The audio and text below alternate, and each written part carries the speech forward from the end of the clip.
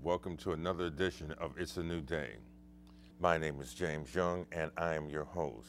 Today, we have another dynamic guest that's come speak with us and share his knowledge on Rochester, and this is Dr. David Anderson. I like to say that he's a real pillar of this community, and he's going to bring us a wealth of information. Welcome to the show. Thank you so much for coming. I'm pleased to be here, Brother Young. As I like to state, let's just get right into it, okay? Yeah, let's right. not mess around. Let's begin to talk.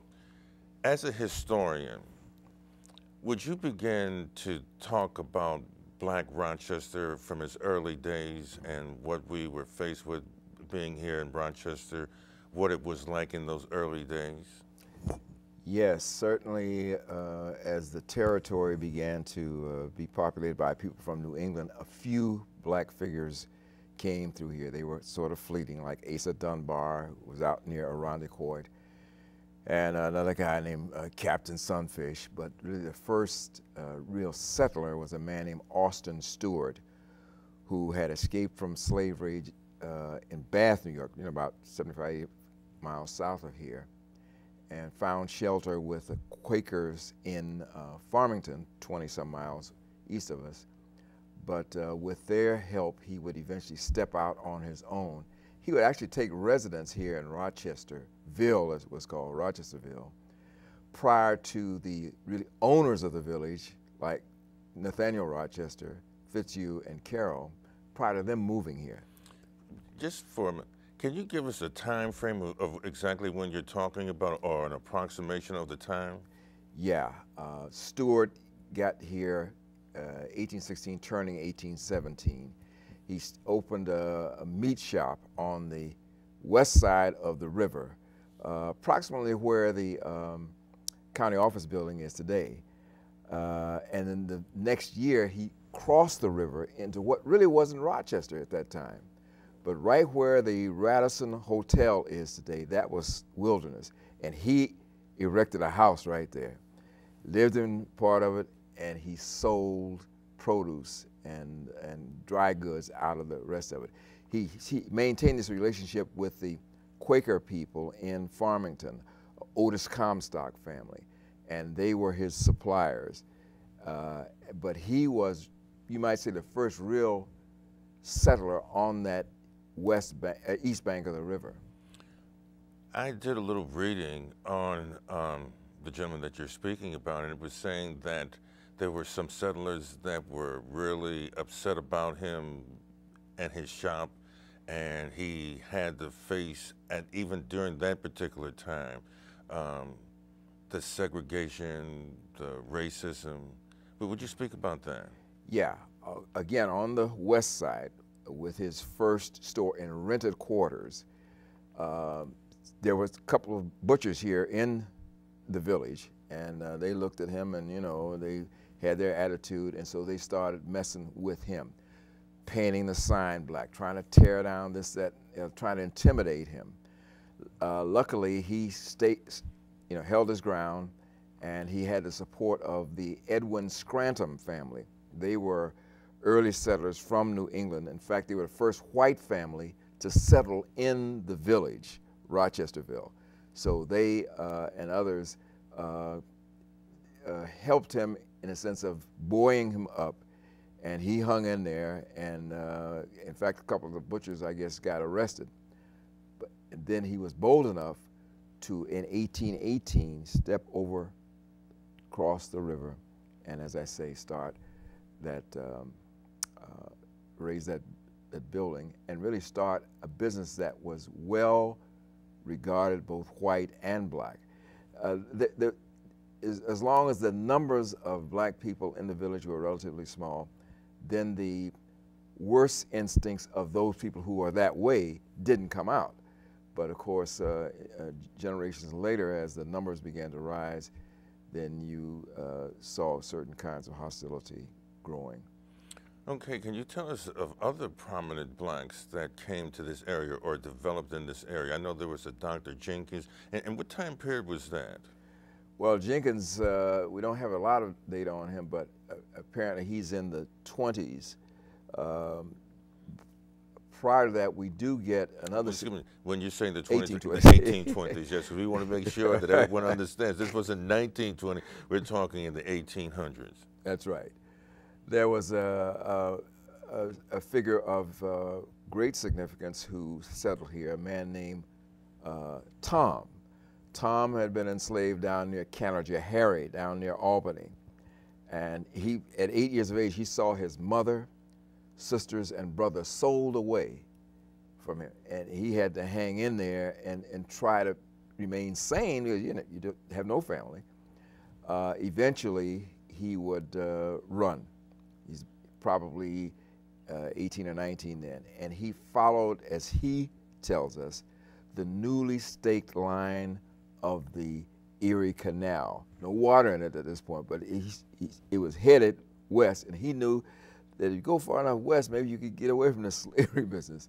So he did cross over into Canada, worked on the Welland Canal, but was drawn back to this side. He doesn't tell us a great deal why he was motivated to come back. I suspect he was hoping to reconnect with family, but odd jobs here and there after crossing the Niagara River coming back, he finally arrives at the Rochester, and he gets a job on a warehouse that's servicing the now open Erie Canal. And during the slack time, wintertime, when the river gets frozen over, he's getting a little help from some of the workers there because he's studying. He's trying to learn to read and write. And they give him a name. They're not satisfied with his name, Tom. They call him Jim, okay? And Jim manages best he can, which is pretty good. He falls in with a group of people who are attracted to Methodism, handful of black people. And he reaches out, he writes letters, he asks questions, and eventually he knows what he wants to do, ministry. And so on a given day, the bishop of the African Methodist Episcopal Zion Church ordains him, and he takes the new name, the Reverend. Thomas James. You know, he keeps a little bit of his original stuff, but he renames himself, so he's remaking himself. And of course, he will not only start what we now know as Memorial AME Zion Church here in Rochester, but he's so good at organizing, the bishop sends him to Syracuse. He starts the AME Zion Church there, which is still going. He goes to Utica, same thing, dips down into Pennsylvania and back up, goes all the way out to Long Island, and after a while, the bishop sends him to New Bedford, Massachusetts. When he gets up in New Bedford, Massachusetts, he sees that in this little parish, he's got a long, tall, mulatto-looking fellow there named Frederick. And Frederick has just come there with his bride, who's pregnant by this time. And Reverend Thomas James said, "Young man, I'm going to license you to preach because you need to have this outlet, and we need to have what you know in our community." And he obviously told him about Rochesterville. And so by 1847, Frederick and Anna Douglas and their 3 children would move here. Well, actually they had 4 by then, would move here to Rochester. And in between, you have the Jenkinses and the Davises. These were men who had some medical training by observing physicians. And they ministered to colored people here in Rochester. And that helped to attract a few more. And then, of course, by 1830, you had a significant rise in the number of people running away from the Deep South, especially, well, not so deep, Virginia, Maryland, but even North Carolina, and maybe a few from South Carolina running this way. So the Underground Railroad is up and running by the time the Douglases move here. And of course, he's developed such a reputation that easily he becomes the titular leader of the Underground Railroad here, and that's attracting more and more. So the numbers are not large for a long time, but there's a steady trickle in. There are jobs here. There is the sense of abolition is growing, so people want to come this way. Now let's move up in time. Mm-hmm. As we have Frederick Douglass with his abolitionist movement, when did the well, how did they deal with Jim Crow during that particular time? How were they dealing with that? Was that a major issue during that particular time? Rochester was looked at as one of the places that if black people could come through here, they were able to get in through Canada without necessarily being returned. Mm-hmm. How was white Rochester receptive to black people coming through here? And when did Jim Crow and really the segregation and the racism really begin to take hold and mix here? There was always an undercurrent because you had white settlers coming in from various parts of the country with their own attitudes, but there was also a very strong anti-slavery base. Isaac and Amy Post, who had migrated from the New York City area, were the most prolific in terms of Underground Railroad movement. They would take in 100 people a year. They had their quarters down near the Hochstein School of Music. And they befriended Harriet Tubman when she got up into the business. They befriended Sojourner Truth, and there were several white families. The Porters were very, very active and would be very personally friendly with the Douglasses. But to get to your question, take schools. Initially, as the public schools begin to develop, basically they move from Gates toward this little village of Rochester. There is a color line, and Samuel Porter and Frederick Douglass are the two most powerful advocates in trying to get schools open for the colored. There's one school for them on the west side of the river, basically close to where the old Memorial Amy Zion Church was located, which would be Favor Street. And it's inadequate both in physical terms and the fact they didn't really pay the teacher, and the teacher didn't have to meet any stringent tests and that kind of thing. So these men continue to advocate. Douglass, of course, has enough money where he can have private lessons for his child, even though initially the eldest, Rosetta, he places her in a private school, the Seward Seminary on Alexander Street. Basically, it was next to where Genesee Hospital used to be. Mm-hmm. And one day, his daughter comes in, she's very upset, and he finally gets to tell him what's wrong, and she has been isolated from the other girls. It's a girls' school. And he storms in there, what's up with this, Miss Tracy? And she said, oh, well, the girls don't feel comfortable with Rosetta. And the girls as much as said, you lied. So then she went to another defense, and finally she said, well, it's the parents.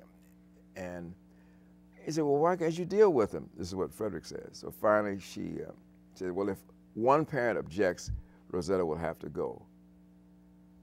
The one parent that objected lived on the next farm from the Douglasses on South Avenue. He was their neighbor, and this guy objected. And so Rosetta eventually completed her education even out of the city, downstate. But by 1857 or so, they had succeeded in getting the schools open to all children, irrespective of racial background. There was a kind of tight rein on the employment levels. You could get work, and so many people didn't make a lot of noise because, you know, they could get work and it wasn't slavery. But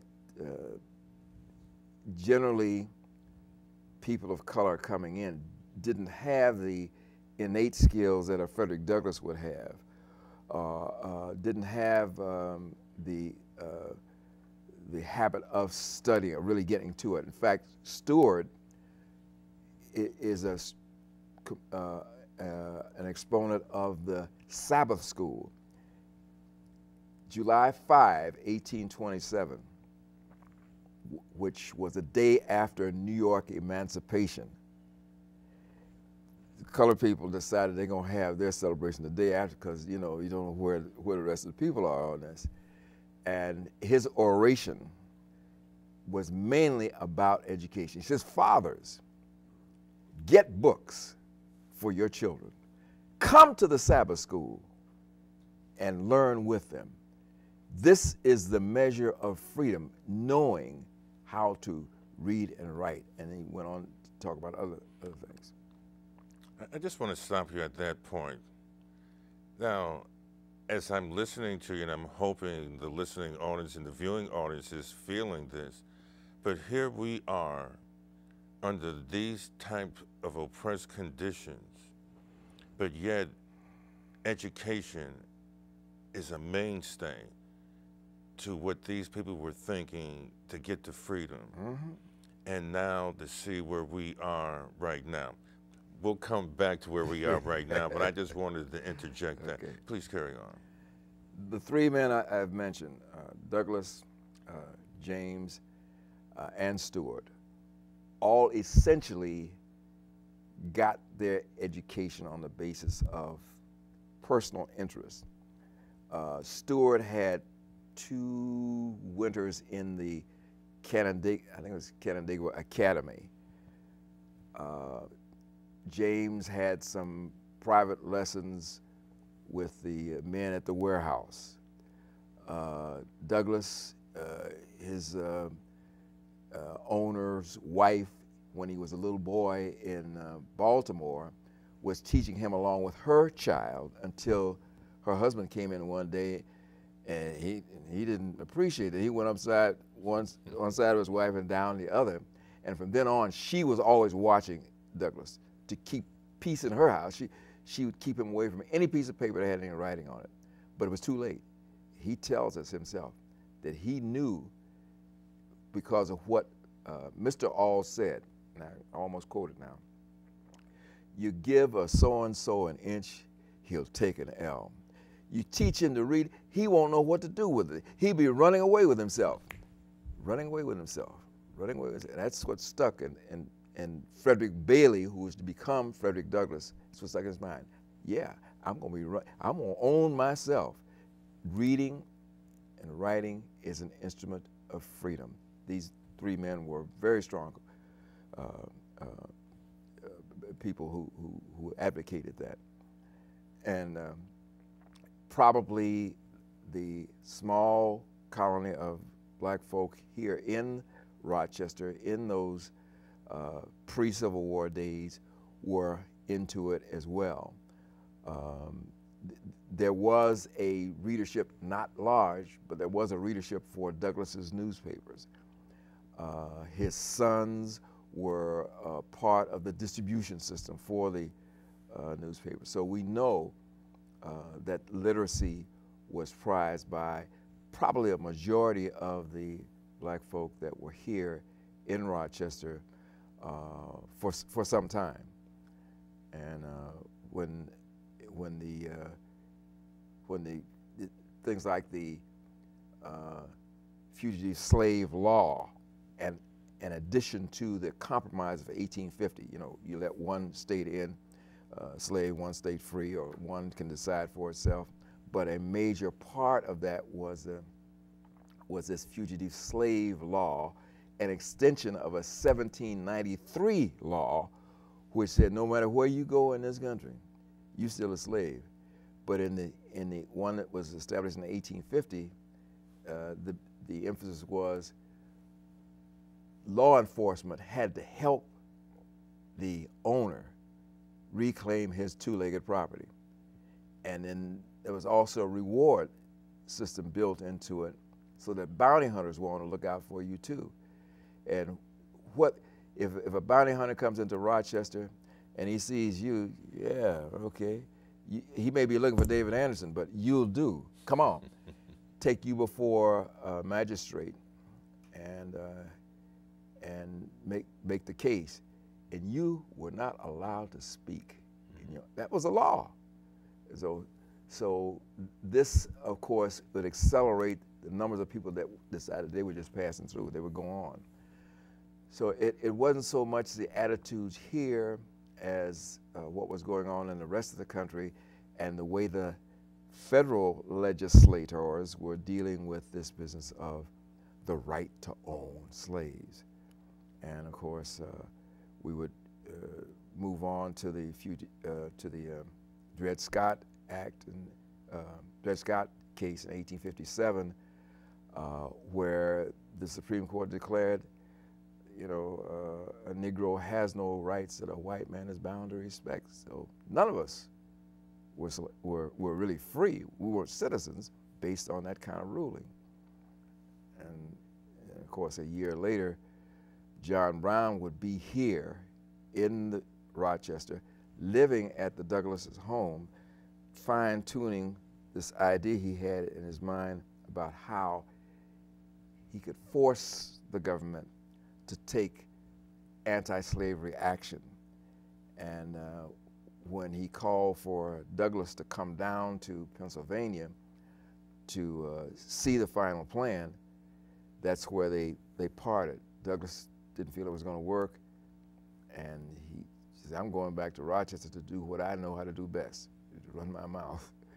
But of course, John Brown pursued his plan, and unfortunately, on the one hand, it cost the lives of two of his own sons and several of the other men who were with him, as well as the first person to die in that raid was a black man working in and around the depot. He got caught in the crossfire. So Rochester has a significant role in the anti-slavery movement, and in all of that, that ultimately leads us to this horrendous war where more Americans are killed than in maybe all the other wars combined, and the all-Americans killing each other. And of course, it would take a very daring act on the part of the president, that is to say, to issue an Emancipation Proclamation, making the war a war to end slavery. But he didn't do that until 1863. So, you know, we have a very rich history, and given that 1861 through 1865, the years of the war, and this being 2011 through 2015 is a commemoration of it, maybe this time we can really get people to look deeply into it and come to grips with how America has progressed as it has and how much farther it has to go to live up to that creed. All men are created equal and are endowed by their Creator with certain inalienable rights. Hey, it's a powerful creed, and some people try to live up to it, but we're not really united on it yet because we don't study the history. Right. Let's move this forward to the 1900s. Where are we in the 1900s? Okay, for a long time. Early 1900s. Yeah, for a long time, we're still a small percentage of the population. People who are leaving the Deep South are going to manufacturing centers, with exception, I don't know the exact date, Eastman Kodak, you don't get a lot of manufacturing jobs. And even when I got here in 1956, there weren't that many black folk working at Kodak in other than, you know, janitorial roles. But in those early years, we would have a significant figure. His name was Howard Wilson Coles. He would migrate here from the Scottsville and that area down there. He was out of a family that had migrated from Virginia. In fact, his grandfather, the Reverend Clayton Coles, interestingly, had been a body servant for Stonewall Jackson. But after the war, he was approached by a man who lived out near the Thruway. I can't remember the exact town now, but he wanted to rapidly improve his fortunes. He needed laborers, and he had a cousin somewhere down in Virginia there, and who hooked him up with Reverend Clayton Coles. And out of that, Coles was persuaded himself, and he in turn persuaded others to come with him to the Scottsville, Caledonia area. And of course, that's where the Second Baptist Church of Mr. James. yeah, that's where that Second Baptist Church takes root. And Howard, the grandson, will finish his schooling. He will come here to enroll in Old West High School. Now, of course, it's as a different name, but he was among a very few African Americans graduating from high school, because there weren't that many in high school. And he was a very, very determined reader. He knew, for example, there was something going on in the New York City area called the Harlem Renaissance. The concept of New Negro was abroad, and he said, doggone it, that's fabulous. And why don't we kind of emulate that here? And he articulated the term Afro-Rochester as equivalent to New Negro. But there weren't enough New Negroes here to make it blossom. However, he persisted, and would, of course, raise up what he called the Frederick Douglass voice in imitation or emulation of Frederick Douglass's North Star. And it was just maybe around 1998 or so that his daughter finally gave that up. But Coles was a significant figure. We would have the Body clan, Dr. Thurman Body, and others who would help to start another church. It was called Trinity Presbyterian Church. It has since merged with another Presbyterian church and relocated on Jefferson Avenue under the name Trinity Emmanuel. But numbers of the up-and-coming African-American youth were either in one church or the other, Memorial AME Zion or Trinity or Mount Olivet. And those churches at that time had families that were bought into the idea of the community nurturing these youth. And most of them would be achievers, and a lot of them would contribute to lifting up somebody else. So the early years in the 20th century on through, I'm guessing, World War II, we're getting a pretty united community, even though there are pockets of segregation. They weren't rigidly enforced as would be the case in the 50s and into the 60s. In fact, 1960 census probably had us at about 15,000. And then when the next census would come along, that would double. And since that time, you've had rapid increases of African American presence and a decline in the ability of churches and schools to work together to help youngsters achieve. In fact, Madison and Franklin high schools were the schools that had the largest percentage of black kids attending in the 50s and 60s. And even though the counseling wasn't too swift in those days, people were still striving to achieve. That, of course, gives us a segue into what James and Bessie Ham were about. They would move here from Baltimore in probably 1927. By 1935, they had accumulated enough money to buy a house on Adams Street, and no children would come from their union, but they were all about children and families. And they got into conversations with mothers and fathers and kids and had a sense of what wasn't going on in the schools to help them. And therefore, they started something called Parents and Students Want to Know. And it was about black history. It was also about what courses you ought to take if you want to go to college. Oh, you don't have any money? That's not an excuse, son. We'll help you find money.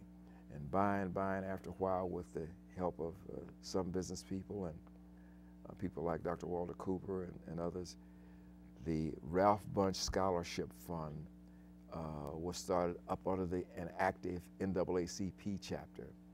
And for the first time, African American kids had a regular, solid place to go to look for money. Not a lot of money, but if you got the drive, this will help you get in the door.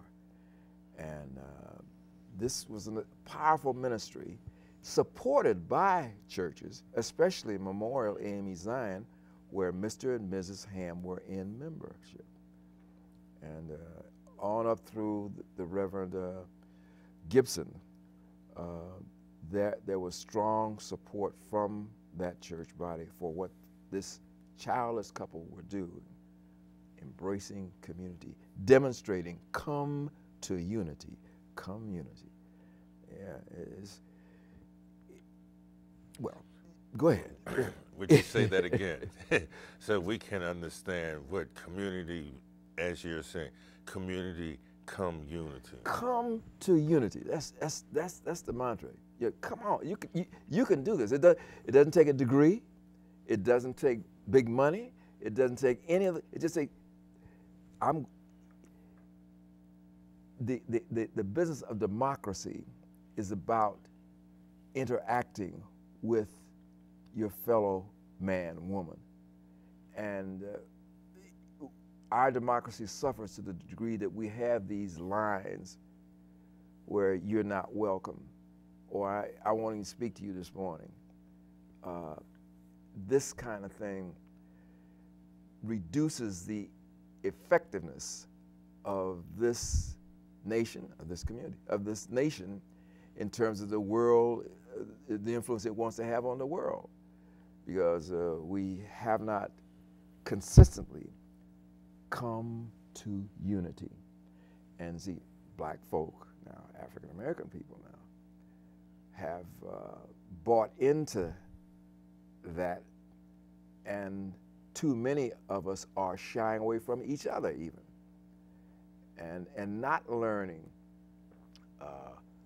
Howard Coles's journey, not learning the journey that Lakey Ashford, who's of course passed on in our time,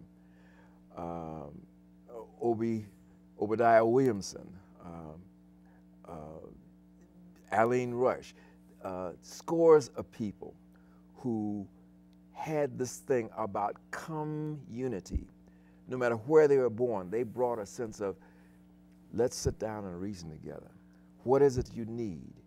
I ain't gonna give you no charity, but let's work out how you can get what you need to go where you need to go. And so much information now is taken from whoever wants to sell something. And the advertising budgets are probably the principal thing in every quote unquote successful business.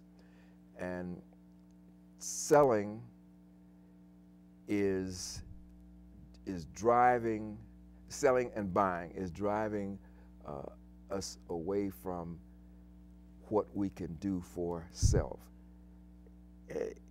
It's not a matter of depriving somebody else, it's a matter of increasing the ability of both of us to lift up and make better, make community.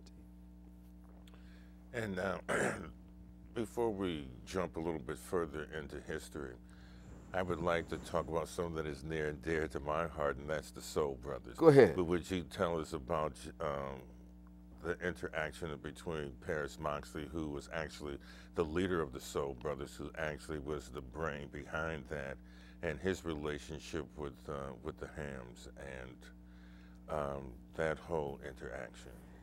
Okay, undoubtedly there are bright young folk coming along wanting to do more than what the city is willing to let them do, or this agency over here wants to put shackles on these youngsters. And I think that was the case with the Soul Brothers, who obviously were listening, were reading, were buying into the energy that was coming a lot out of the South in terms of knocking down the barriers to citizen participation, and trying to apply it in this setting, which had no legal restrictions, but was beginning to get upset about the numbers of black people moving in. I mean, you know, we had this whole thing about the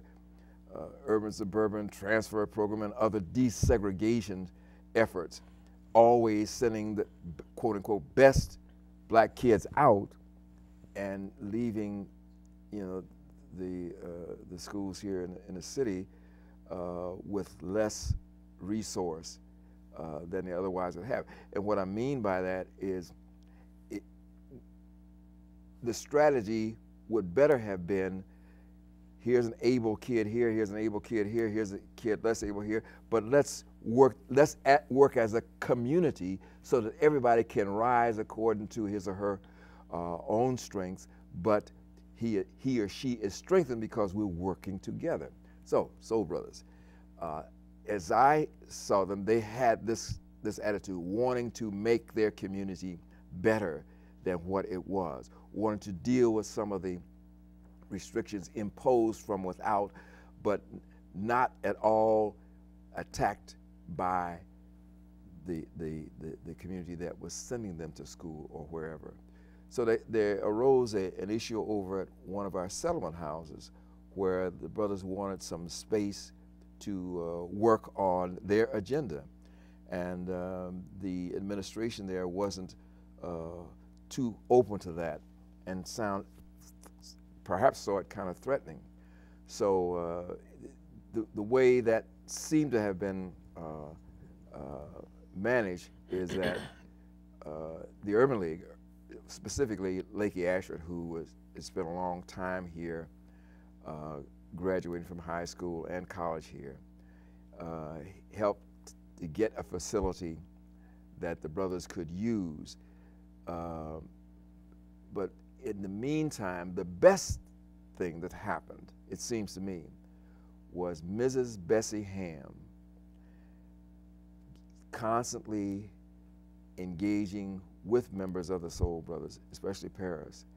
And on a given day, I think it was in 1969, the Soul Brothers gave her an award, which she called the highest recognition she had gotten from it. And she had gotten a letter from the president. What you talking about? She had got an award named after a journalist on the Democrat and Chronicle, the Ira Zappa, I can't even pronounce his name.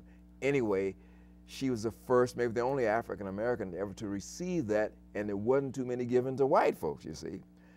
This woman was flattered and pleased. It was like, I guess it was like giving birth. Giving birth, because the Soul Brothers extended their gratitude to her, and she was not intimidated by these young boys. You know, by that time she was 70, I would guess, but it was cool, man. She just loved it. And of course, by 72, she was very ill. She had her leg amputated and never got back to the house. She died in 74.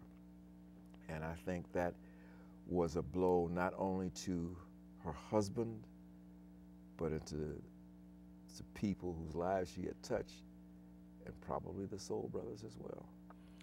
Yes, I was a member of the Soul Brothers. I remember how we started.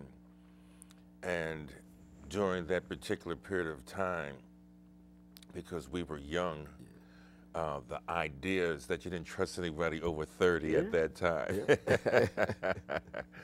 And that is what made you, Brother Freddie, Mrs. Ham, so special and so dear to us, because we trusted you.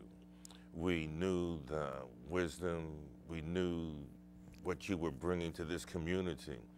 So that's what gave us the ability to try to do the things that we did. And unfortunately for us, the very thing that we were trying to stop from happening to this community actually became a reality of happening. And we used the wrong approach, and by using a bad approach, then it opened up the doors and the floodgates. And that's when we started seeing the influx of drugs come into this community. That's when we started seeing the violence that came into this community. Along with everything that you've been saying from the early 1800s up to around 1969, what we see is that what we were feeling inside, we externalized that. And we used that to move us from one place to another.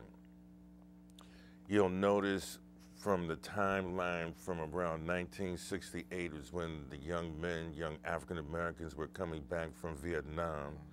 They were either the dilemma of the war, they were drug addicts, and they brought back, it was around that time is when we discovered guns.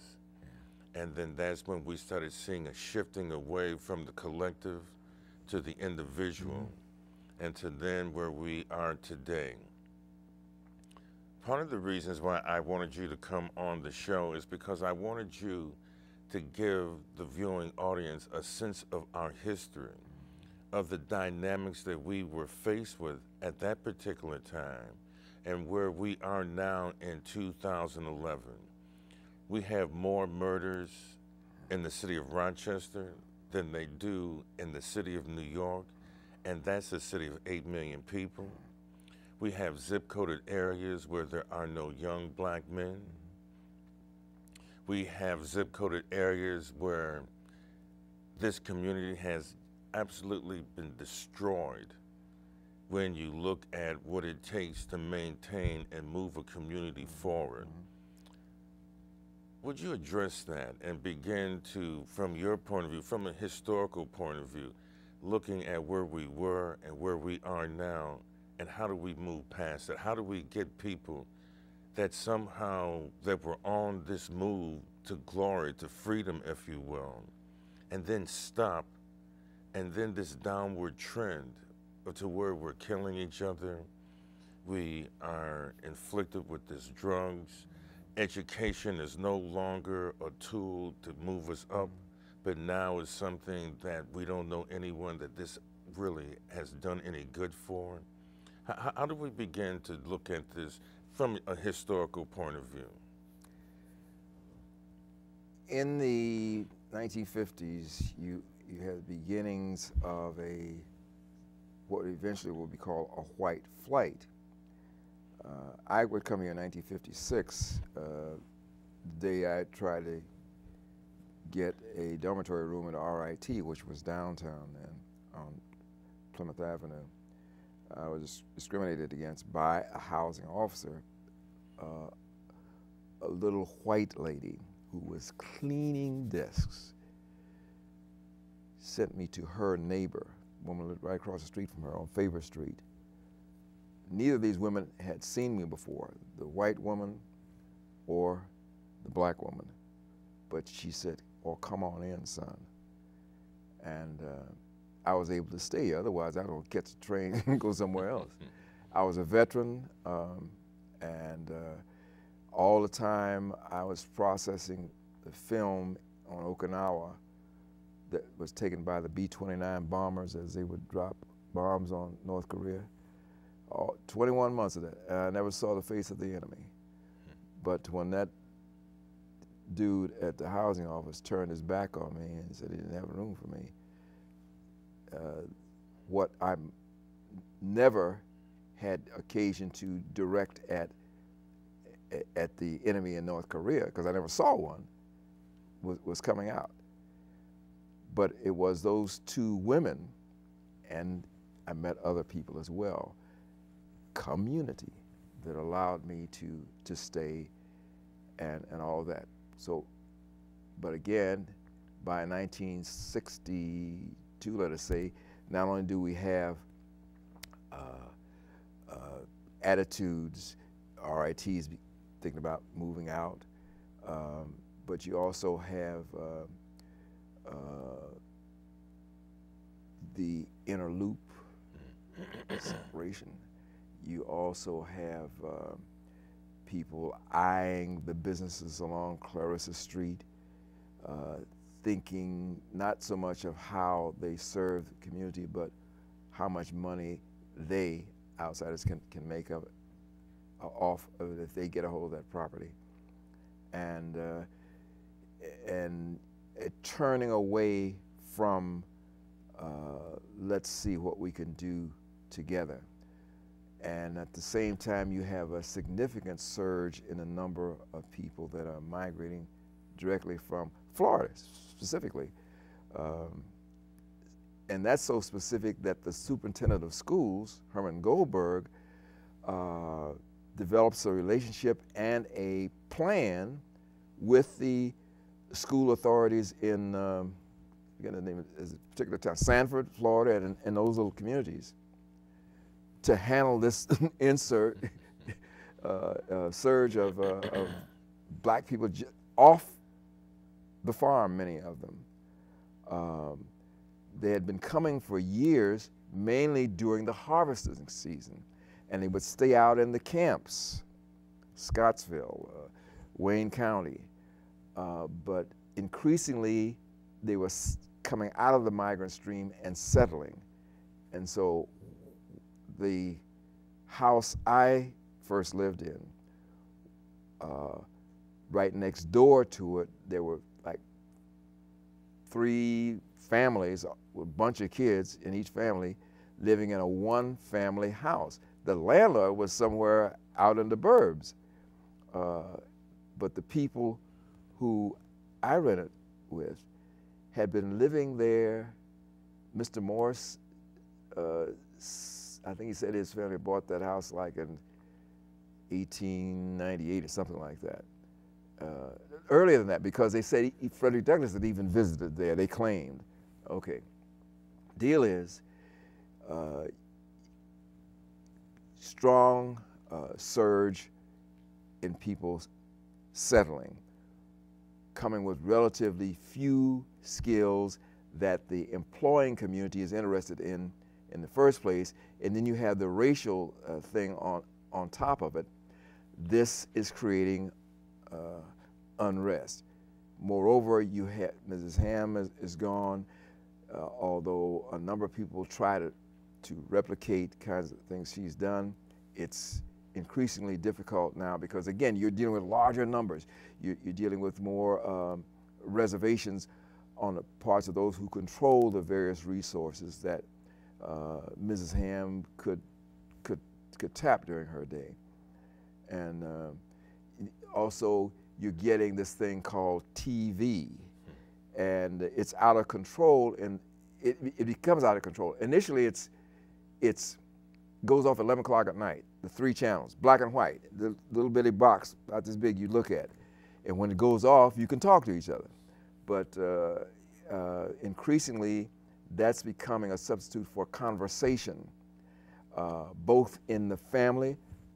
You know, we don't all gather at the dinner table at the same time, but also it's consuming an inordinate amount of time that used to be spent in education.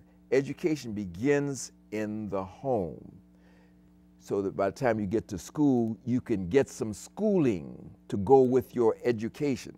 But if it isn't formed at the homestead, you're in trouble, and whoever you got to deal with in school is seeing you as the enemy oftentimes, somebody to control. And there's some substance to that. Some people do need control, and the two, I don't want to be controlled, and you have to be controlled, is exacerbating the dropout rate, and there's very little out there on the streets, and just a multitude of social factors which were manageable when the community was smaller, but more importantly, when people were into come to unity. And as that was eroding, you get this recklessness that took over the lives of so many young people. Absolutely. And hopefully, with people beginning to understand history, hopefully after viewing this show, listening to you talk, hopefully people will get in touch with you to begin to start unraveling this very unique and great history that we have, that will begin to make us great again. Yeah. Because I believe the reasons why we see young people doing what they're doing now is because they don't know what they've come from. And because they don't know what they come from, they think what this manufactured idea of who they are is who they are, and this is who they are portraying. And that's the reason why I think that what you brought to this show, what you're bringing to this community, is of great value. Cultural literacy is missing, and therefore there is little in the way of cultural competency. You got to have that to make community. You got to have that to sort of make your journey relatively safe through whatever forest you're going to be going through. 1861, Civil War. Black men cannot fight. You're too dumb. And besides that, we want to get the South back, see? And if we do too much with you guys, recognize your manhood, it ain't gonna work that way. It has to change, because even though the North has more men, they got factories, they got the railroads, they got a real Navy, they're not getting the victories. The president said, I got to change this equation. He says, I got to take away from the South one of its two armies.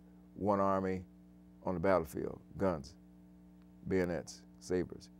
Other army, cotton field. That's the money that's financing the war. When he issues the Emancipation Proclamation, part of it is to allow men of color to enlist. They're discriminated against even there. The pay is bad from 1863 to 1864. But the deal is, in the end, we get a nation where slavery is wiped out. For the first time, you have a nation where slavery is not protected by the Constitution. And I find that to be an amazing point, because here we fought to get out of that physical slavery. And here in 2011, we have manufactured our own slavery, which is a mental slavery. And once again, as I state, that I believe, as you stated, through cultural history, through cultural education, this is how we're going to finally unlock the minds of young people to begin to give themselves back some self-worth, some self-esteem, and to see that they are more than just what they're doing with their lives. They're more than just drug addicts. They're more than just criminals. That there's more to them than just being in this Crescent area, being over there in these particular neighborhoods. And through that, I believe we will then begin to win the respect not only of this community, but respect in the world. Do you have some information where you could have people get in touch with you, or would you like to give us a phone number if you have a website? Don't have a website that I control just yet, but we're working on that. However, let's start with Kwanzaa. We have a group of volunteers that put together the community celebrations, and I do have a Kwanzaa hotline. That's a beginning, and that will continue into the next year, and that's a place to start. Will you give us, do you have the hotline for us? Yeah, I got it on a card here. Okay. Would you give us the information of where we can get in touch with you? Okay.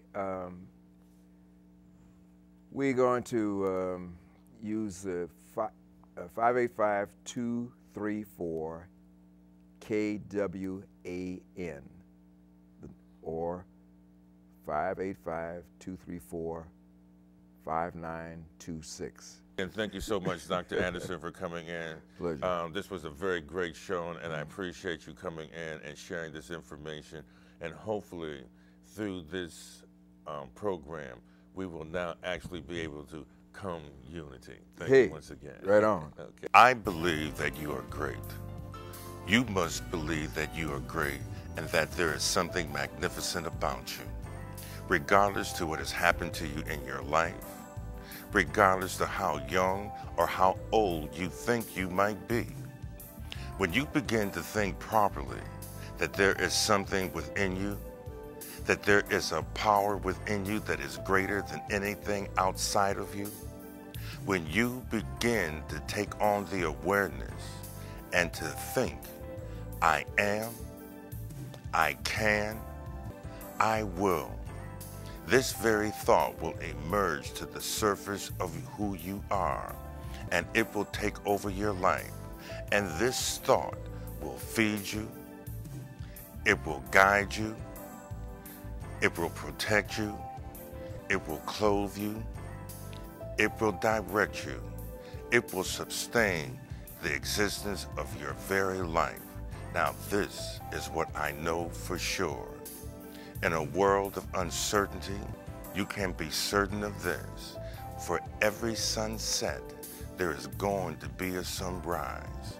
And I have come to realize with each sunrise, it brings a new dawn, a new day, and I'm feeling good. This is James Young.